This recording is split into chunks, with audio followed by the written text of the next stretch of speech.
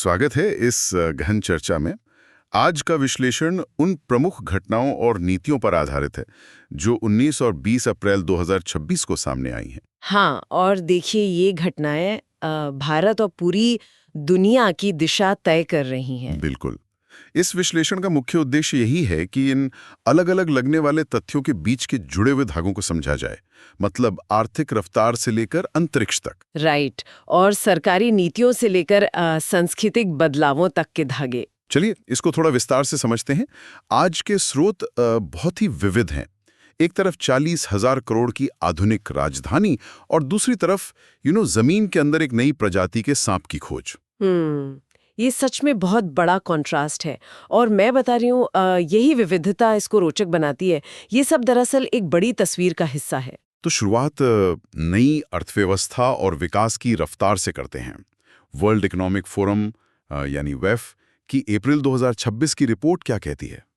देखिए, WEF की ये रिपोर्ट ग्लोबल नई अर्थव्यवस्था के ट्रेंड्स को दिखाती है, पर अगर इसको हम भारत की जमीनी हकीकत से जोड़ें तो आंकड़े बिल्कुल क्लियर हैं। राइट।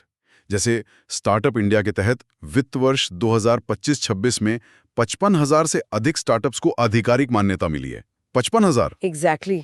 ये एक बहुत बड़ा नया रिकॉर्ड है। मतलब इस स्टार्टअप इकोसिस्टम को मैं एक विशाल ग्रीन हाउस की तरह देखता हूँ। एक ऐसी पौधशाला जहाँ एक ही साल में 55,000 नए पौधे उगाए। वहीं तो सस्ते डेटा और डिजिटल पेमेंट सिस्टम्स ने उन बढ़ावों को खत्म कर दिया है जो पहले आती थी। ये सिर्फ ई-कॉमर्स नहीं है अब। डीप टेक और एआई भी है इसमें।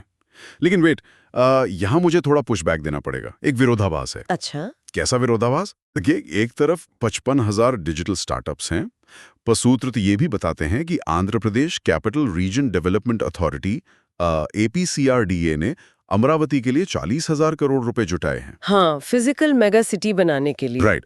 और उसके साथ ही नेशनल स्टॉक एक्सचेंज यानी NSE को national coal exchange of India limited में निवेश करने की मंजूरी मिल गई। तो क्या अमरावती जैसी मेगा सिटीज पर इतना पैसा लगाना और NSE का कोयला एक्सचेंज में निवेश करना WEF की नई अर्थव्यवस्था से मेल खाता है, या ये पुरानी और नई अर्थव्यवस्था का टकराव है? कोयला तो पुराना है ना। अगर हम इसको बड़ी तस्वीर से जोड़कर देखें तो ये टकराव नहीं है। नई अर्थव्यवस्था सिर्फ हवा में या डिजिटल नहीं होती है। मतलब जमीन पर भी कुछ चाहिए। बिल्कुल।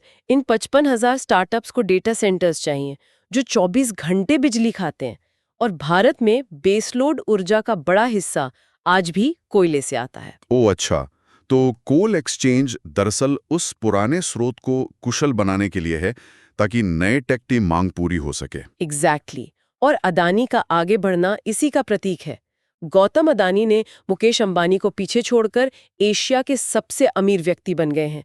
ये दिखाता है कि वेल्थ वहां बन रही है जहां बेसिक इंफ्रास्ट्रक्चर और नई ऊर्जा का ट्रांजिशन हो रहा है। वाह, मतलब पुराने और नए का एक इंटीग्रेशन हो रहा है।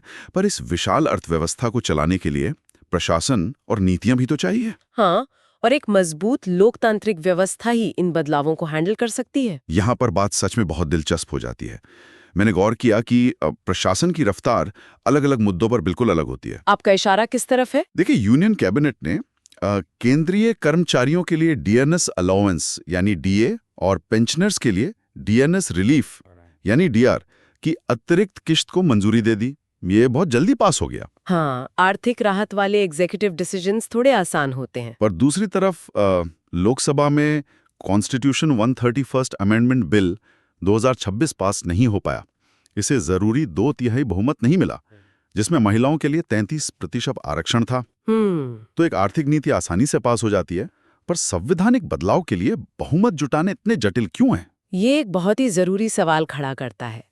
संवैधानिक प्रक्रिया में 2/3 बहुमत की शर्त इसलिए है ताकि किसी भी बड़े बदलाव में व्यापक सहमति हो, जल्दबाजी ना हो। राइट। तो इस जटिल प्रक्रिया में अनुभव बहुत मैटर करता होगा। बिल्कुल। और इसीलिए राज्यसभा में हरिवंश नारायण सिंह का लगातार तीसरी बार डेप्यूटी चेयरमैन चुना जाना एक दुर्लभ और जरूरी उपलब्धि है। और उसके साथ ही राज्यसभा में डॉक्टर KS सोमाशेखर की सेक्रेटरी के रूप में नियुक्ति भी आई है सामने। सही बात है। ये दोनों खबरें संसदीय स्थिरता और इंस्टीट्यूशनल मेमोरी को दर्शाती हैं। कानून बनाने की इस लंबी प्रक्रिया में ऐसे अनुभवी लोगों की बहुत जरूरत होती है। और इसी स्थिरता की जरूरत तब भी पड़ती है जब स्टेट्स अपने खुद के कानून बनाते हैं।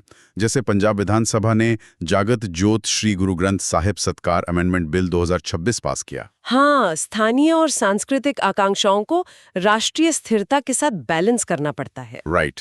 अब थोड़ा रुख बदलते हैं। जमीन पर बनने वाले ये नियम और बढ़ती अर्थव्यवस्था का सबसे ज्यादा असर किस पर पड़ता है? पर्यावरण पर। बिल्कुल, पानी, समुद्र और अंतरिक्ष पर। मैं एक उदाहरण देता हूँ। Bangalore water supply and sewerage board यानी BWSSB को एफिशिएंट एनर्जी मैनेजमेंट के लिए ISO 50001.2018 सर्टिफिकेशन मिला है। ये भारत की पहली वाटर यूटिलिटी है जिसे ये मिला। ये बहुत बड़ी बात है। राइट। मतलब BWSSB का एनर्जी बचाना और ये ISO पाना ऐसा है जैसे एक विशाल हाथी चुपचाप चलना सीख ले ताकि ऊर्जा बचे। बहुत अच्छा कंपैरिजन है।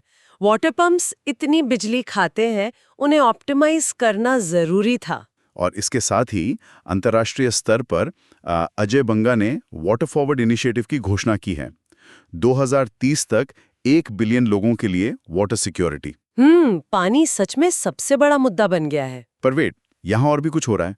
यूनियन कैबिनेट ने भारत मैरीटाइम इंश्योरेंस पूल को मंजूरी दी है मैरीटाइम रिस्क कवरेज के लिए। हाँ, समुद्री व्यापार की सुरक्षा के लिए ये आत्मनिर्भरता है। और INS सुनैना ने सागर इनिशिएटिव के तहत पुकेट से अपना ऑपरेशनल टर्नअराउंड पूरा किया। और आसमान में इसरो का Ashoka trust for research in ecology and environment के साथ MOU साइन हुआ है। राइट, एनवायरमेंटल रिसर्च के लिए। हाँ, तो मेरा सवाल ये है, समुद्र में INS सुनैना और आसमान में इसरो 2027 में एक G20 सैटेलाइट भी लॉन्च कर रहा है ना? हाँ, जो क्लाइमेट चेंज और एयर पोल्यूशन को मॉनिटर करेगा। राइट। तो क्या हम आर्थिक विकास के साथ साथ अपनी भौगोलिक और अंतरिक्ष सुरक्षा का एक बड़ा जाल बुन रहे हैं? मैं तो इसमें एक सीधा पैटर्न देखती हूँ। सुरक्षा कैसे? देखिए, वाटर फॉरवर्ड से जल सुरक्षा हो रही है, मैरीटाइम पूल और INS सुनैना से समुद्री सुरक्षा हो रही है, और इसरो के MOU से पर्यावरण सुरक्षा। और जो इसरो का 2027 का G20 सैटेलाइट है, वो बताता है कि स्पेस टेक अब सिर्फ आसमान की बात नहीं है, वो सीधे जमीन की समस्याओं जैसे पोल्यूशन और वेदर का समाधान बन रही है। ये सच में डीप है। लेकिन इन सभी बड़ी तकनीकों, मेगा सिटीज और अंतरिक्ष के मध्य में सबसे महत्वपूर्ण कड़ी इंसानी है। बिल्कुल, इंसान का स्वास्थ्य, उसकी भाषा और उसकी खोज। तो इस सब का आखिर क्या मतलब है? एक तरफ AICT का वानी स्कीम का तीसरा फेज चल रहा है, जिसका मकसद टेक्निकल एजुकेशन और रिसर्च में भारतीय भाषाओं को बढ़ावा देना है। हाँ, और दूसरी तरफ मेघालय ने खासी और गारो भाषाओं को इंग्लिश के साथ ऑफिशियल लैंग्वेज का दर्जा दे दिया है। राइट।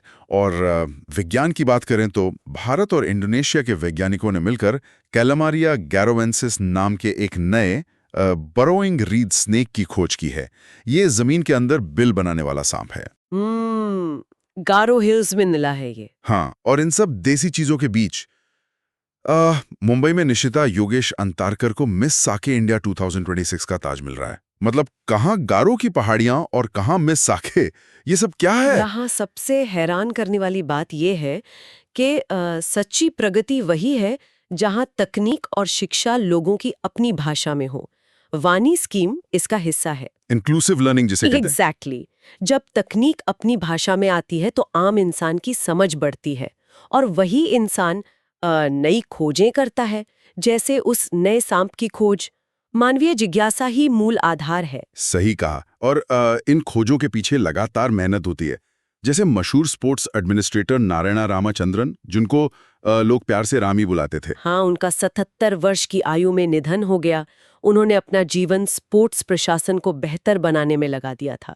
एक पूरी जनरेशन उनका योगदान याद रखेगी। रेड। और जीवन की बात आई है तो एक और आंकड़ा है। 19 अप्रैल को वर्ल्ड लिवर डे मनाया गया। आर्थिक तेजी के बीच हम अपनी बॉडी को भूल जाते हैं। ये बहुत आवश्यक पॉइंट है। प्रिवेंटिव हेल्थ केयर, जैसे मशीन्स को मेंटेनेंस चाहिए, वैसे ही हमारे लिवर को भी ध्यान चाहिए। आर्थिक विकास स्वास्थ्य के बिना कुछ नहीं है। बिल्कुल। तो अगर हम आज की चर्चा का सार निकालें तो 55,000 स्टार्टअप से लेकर इसरो के G20 सैटेलाइट तक, और अमरावती की मेगा सिटी से लेकर खासी और गारो भाषाओं तक, ये सब एक विकसित होते समाज के अलग अलग आयाम हैं। हाँ, आपस में जुड़े हुए धागे हैं सब।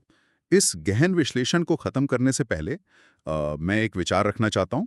आज हमने इसरो के 2027 के क्लाइमेट सैटेलाइट और AICTE की वाणी स्कीम के बारे में जाना। जरा सोचिए, जब अंतरिक्ष से आने वाला रियल टाइम डेटा और आर्टिफिशियल इंटेलिजेंस सीधे खांसी, गारो या किसी अन्य क्षेत्रीय भाषा में अनुवादित होकर गांव के किसी युवा स्टार्टअप फाउंडर तक पहुंचेगा तो क्या होगा?